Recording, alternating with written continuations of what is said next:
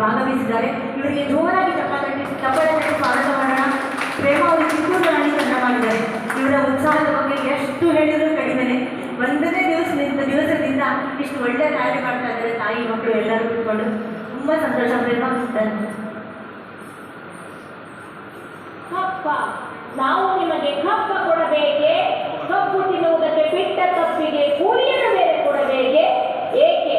ಮೋಡ ಮಳೆ ಸುರಿಸುತ್ತದೆ, ಭೂಮಿ ಬೆಳೆ ಬೆಳೆಯುತ್ತದೆ, ನಿಮಗೇಕೆ ಕೊಡಬೇಕು ಕಪ್ಪ? ನೀವೇನು ನಮ್ಮವರೊಂದಿಗೆ ಉತ್ತೀರಾ, ಬಿತ್ತೀರಾ, ನೀರು ಹಾಯಿಸಿ ನಾಟಿ ನೆಟ್ಟೀರಾ, ಹೊರೆ ಹೊತ್ತೀರಾ, ಬೆಳೆದವರಿಗೆ ಅಂಬಲಿ ಕಾಯಿಸಿ ಕೊಟ್ಟೀರಾ? ನಿಮಗೇಕೆ ಕೊಡಬೇಕು ಕಪ್ಪ? ನೀವೇನು ಅಣ್ಣ ತಮ್ಮಂದಿರೇ, ನೆಂಟರೇ, ಇಷ್ಟರೇ, ದಾಯಾದಿಗಳೇ, ನಿಮಗೇಕೆ ಕೊಡಬೇಕು ಕಪ್ಪ?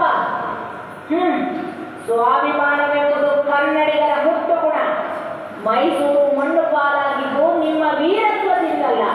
ಮೈಸೂರನ್ನು ಹಾಳು ಮಾಡಲು ಮರಾಠನನ್ನು ಹಾಳು ಮಾಡಲು ಮತ್ತೊಬ್ಬರನ್ನು ಎತ್ತಿ ಕಟ್ಟುತ್ತಾ ಇಡೀ ಹಿಂದೂ ದೇಶವನ್ನೇ ನಯವಂಚನೆಯಿಂದ ನುಂಗಲು ನಿಂತಿರುವ ನವಿ ಜಾತಿಯವರಲ್ಲವೇ ನೀವು?